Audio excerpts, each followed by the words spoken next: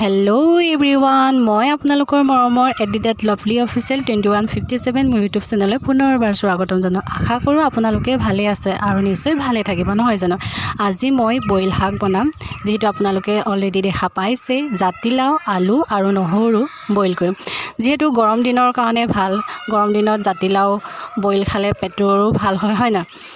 যিহেতু ট্ৰেণ্ডিঙত চলি আছে দেৱলতা বা ভাগৰ বইল চব্জি, বইল শাক, তো আপোনালোকেও যাতে নক'ব যাতে এয়াও বইল শাক আৰম্ভণি কৰিলে নহয়। কেতিয়াবা খাব লাগে, কিন্তু আলু ফ্ৰাই, আলু ভাজি সেইটো মোৰ ফেভৰেট হয়।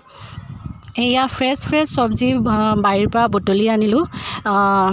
নহৰু পাত, ধনিয়া পাত, পিঁয়াজৰ পাত আৰু অলৰেডি ৰেডি কৰি থোৱা হৈছে হালধি, আদা, পিঁয়াজ, নিমখ, শুকান জলকীয়াৰ গুড়ি, আৰু সেইখিনি বইল হৈ গ'লে পিটিকা কৰিম। আৰু পিটিকা কৰাৰ পাছত এয়া বইল হৈ গ'ল। এয়া মই সৰুকৈ কুটি ল'লোঁ, নিমখখিনি ৰেডি কৰি থৈছোঁ। সৰুকৈ পিঁয়াজৰ পাতখিনি, পিঁয়াজ যিটো দুটা পিঁয়াজ লৈছিলোঁ, এটা পিঁয়াজ কাটিলোঁ, এটা পিঁয়াজ ফালি থৈছিলোঁ। আৰু সেইপিনে নেমু, ভাতৰ লগত পানী, ঠাণ্ডা পানীয়ে হওক গৰম পানীয়ে হওক, অকণমান পানী মিক্স কৰি ঢালি মেলি পানী ভাত খাই ভাল লাগে, নহয় জানো। গৰম দিনত, বিশেষকৈ গৰম দিনত বেছি ভাল লাগে। আৰু এয়া নেমু দুফাল কৰি থৈছোঁ। নেমুৰ গোন্ধ পালে মোৰ ভোক লাগি যায়। গৰম দিনত নেমুৰ গোন্ধ আৰু নৰসিংহৰ পাতৰ গোন্ধ পালে একদম মোৰ ভোকত মানে ককখাই যায়। আৰু আজিৰ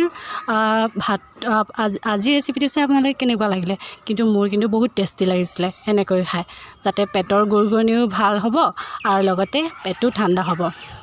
আৰু ভিডিঅ'টো চাই যদি আপোনালোকে ভাল লাগিলে তেন্তে লাইক কৰিব, শ্বেয়াৰ কৰিব, ছাবস্ক্ৰাইব কৰিব নাপাহৰিব। মোৰ ইউটিউব চেনেলটোলৈ যাব আৰু লাইক কৰিব।